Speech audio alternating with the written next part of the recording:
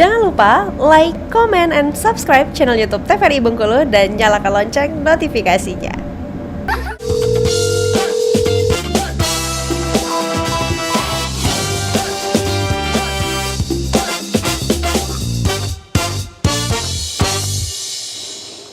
Halo pemirsa TVRI Bengkulu, apa kabar? Semoga selalu dalam keadaan sehat dan juga tetap semangat menjalankan aktivitas seperti pada biasanya. Senang sekali pemirsa, saya Helda Amelia kembali menjumpai Anda dan akan menemani Anda dalam 1 jam ke depan di Dokter Kito bersama Kito Sehat. Tentunya di Dokter Kito kita akan kembali membahas seputar dunia kesehatan pemirsa. Untuk pemirsa yang ingin konsultasi secara langsung bisa kontak WhatsApp di 0811 1013210. Saya ulangi sekali lagi, 0811 1013210. Atau pemirsa bisa komen di kolom postingan Instagram TVRI Bengkulu dan tentunya akan kita jawab bersama dengan narasumber yang hadir pada hari ini.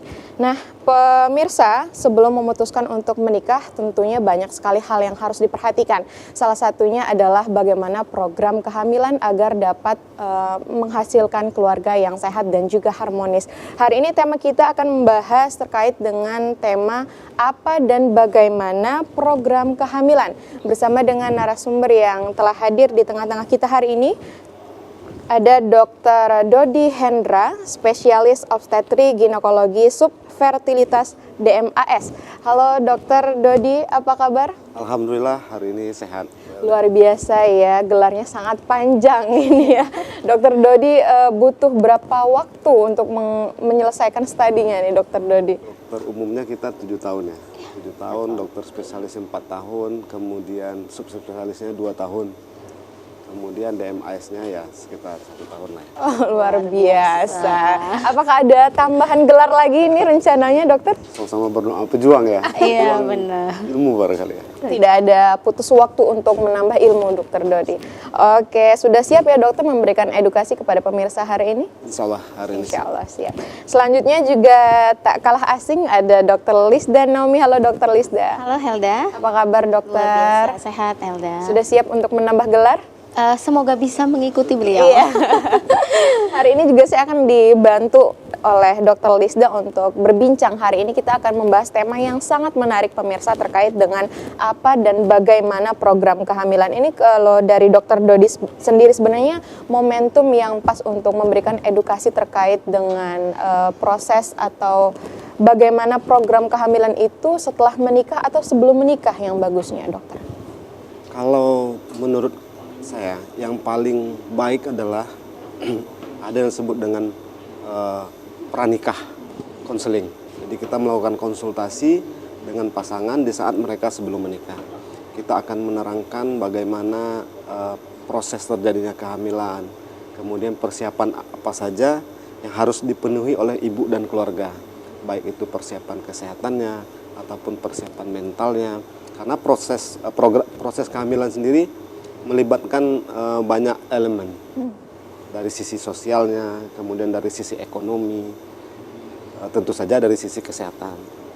Jadi yang paling wajib, dan sekarang di Badan Koordinasi Keluarga Berencana sendiri sudah menerapkan satu program Bangga Kencana, di mana dia sudah melakukan konseling 3 bulan sebelum menikah, dan setiap pasangan mendapatkan sertifikat nikah terlebih dahulu. Jadi, yang paling pas pada saat sebelum menikah. Sebelum menikah. Namun Dokter Dodi, beberapa kali saya membaca literatur ya terkait dengan program kehamilan sebelum menikah. Ini masih tergolong rendah di Indonesia. Bagaimana? Ini masih tabu dokter terkait dengan edukasi program kehamilan. Benar sekali. Ternyata permasalahan urgent kita saat ini adalah tentang stunting. Stunting ini terjadi setelah ditelusuri karena edukasi terhadap pasien sendiri sebelum menikah kurang maksimal, sehingga yang sering terjadi kehamilan terjadi tanpa perencanaan. Nah, hal ini tentu akan menjadi polemik bagi masyarakat, baik dalam jangka pendek ataupun dalam jangka panjang nih 2045. Itu kita masa emas, harusnya Indonesia sudah berada di masa emasnya. Nah, pemerintah sudah menggalakkan kegiatan edukasi ini melalui beberapa dinas untuk meningkatkan pengetahuan masyarakat tentang bagaimana perencanaan ataupun program dari kehamilan ini. Sehingga diharapkan beberapa waktu ke depan kehamilan itu adalah sesuatu yang direncanakan, bukan sesuatu yang terjadi tanpa perencanaan, kira-kira begitu. Sehingga harapan akhirnya keturunan yang dilahirkan tidak tercakup atau tidak terjadinya stunting di Oke, baik, semakin menarik, dokter semakin penasaran nih sebenarnya bagaimana sih proses dari edukasi proses kehamilan ini.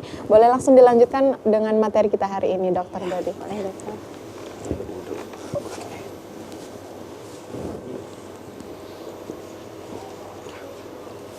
Baiklah pemeriksa, pada pagi ini menjelang siang saya akan memaparkan terlebih dahulu tentang apa dan bagaimana program kehamilan. Keturunan ataupun anak merupakan salah satu harapan semua pasangan. Mendapatkan keturunan tentu saja idaman yang sejak awal dan merupakan salah satu tujuan dari pernikahan itu sendiri. Namun terkadang harapan ini tidak selalu sesuai dengan kenyataan. Beberapa pasangan bahkan sudah menikah dalam beberapa waktu, namun belum juga mendapatkan keturunan.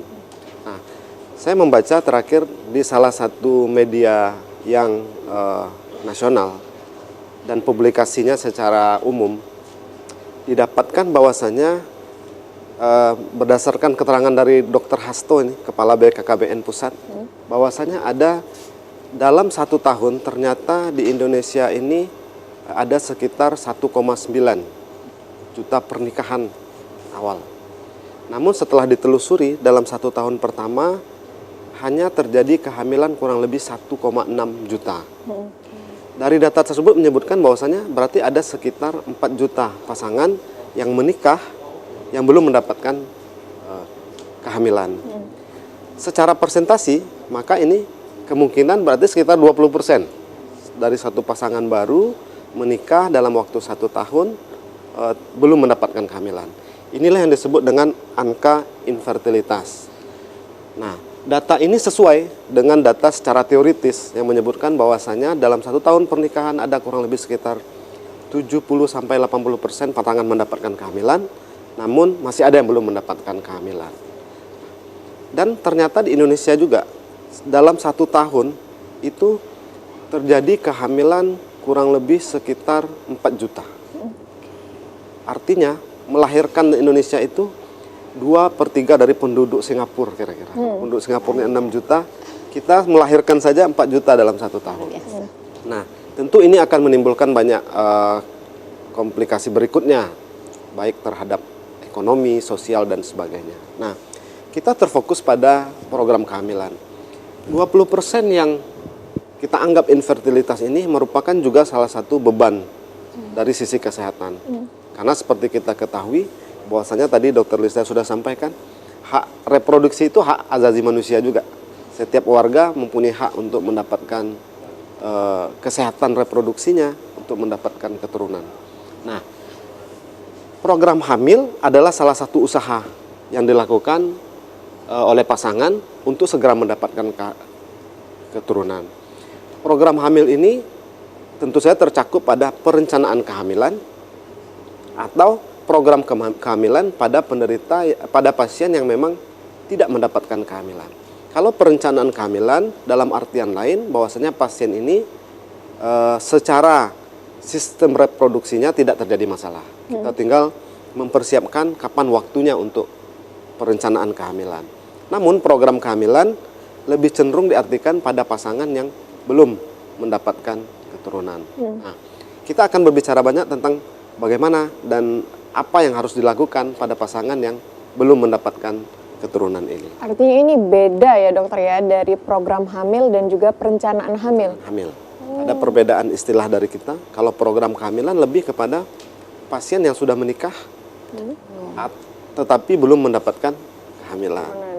Atau pasien yang sudah mempunyai keturunan namun terjadi kesusahan untuk mendapatkan keturunan berikutnya. sebagai langkah awal tentu kita akan membicarakan dulu pada pasien-pasien yang menjalankan program kehamilan ini. Kita secara awam kita harus menambah edukasi kita dulu. Pertama tentang siklus menstruasi. Nah, ternyata siklus menstruasi adalah siklus yang secara periodik dan siklik. Periodik artinya dia mempunyai periode tertentu dalam waktu tertentu. Apabila keluar dari waktu itu disebut suatu siklus yang tidak normal. Dan siklik, siklik artinya bersiklus. Artinya dalam 1 bulan dia akan mendapatkan 1 kali menstruasi. Di bulan berikutnya akan bersiklus kembali. Nah, apabila siklus ini tidak terjadi secara teratur, maka ini disebut yang asiklik, yang siklus mennya tidak teratur. Dan ini juga menandakan bahwasanya ada masalah nih di dalam sistem reproduksinya. Nah, ternyata dalam 1 kali siklus menstruasi dari ovarium, dari indung telur, sebenarnya sudah dikeluarkan sel telur sebanyak 8 sampai 15 folikel yang disiapkan untuk bertumbuh dan berkembang, sehingga pada akhirnya akan ada 1 folikel atau 1 sel telur yang matang. Di mana 1 sel telur yang matang ini nantilah yang akan berjumpa atau bertemu dengan 1 sperma yang baik. Lalu mereka akan membentuk diri, merubah dari 2 sel jadi 8 sel, dan akhirnya nanti akan menjadi suatu embrio. Nah, siklus ini tentu akan berjalan dipengaruhi oleh banyak faktor. Salah satunya faktor hormonal. Faktor yang menyebabkan siklus ini terjadi secara siklik dan secara periodik tadi. Nah, faktor hormonal ini akan mempunyai kadar tertentu pada seorang wanita. Apabila siklus seorang wanita itu normal, maka kemungkinan besar hormonalnya akan juga normal. Ya. Selanjutnya setelah kita memahami tentang siklus menstruasi, kita tentu sekilas akan mempelajari atau mengetahui tentang bagaimana terjadinya pembuahan dan kehamilan. Nah, setelah terjadinya pertemuan antara pada saat masa subur, sel telur pecah 1 tadi berkembang, maka dia akan menunggu di daerah ampula namanya, saluran indung telur ini. Nah, apabila terjadi hubungan suami istri, maka sperma akan berada di daerah vagina. Akan berproses seperti itu ya dokter ya? Ya, berproses, lalu spermanya akan bergerak naik ke atas, sel spermanya, sementara cairannya tetap berada di sana. Maka sperma akan mencari di mana sel telur berada, apakah sebelah kiri atau sebelah kanan. Baik, ini kita kembali ke pelajaran SMA mungkin ya? Iya, betul. Baik dokter, sebelum kita lanjutkan, kita harus jeda terlebih dahulu pemirsa, semakin menarik, tapi jangan kemana-mana, akan kita lanjutkan lagi setelah jeda pariwara berikut ini.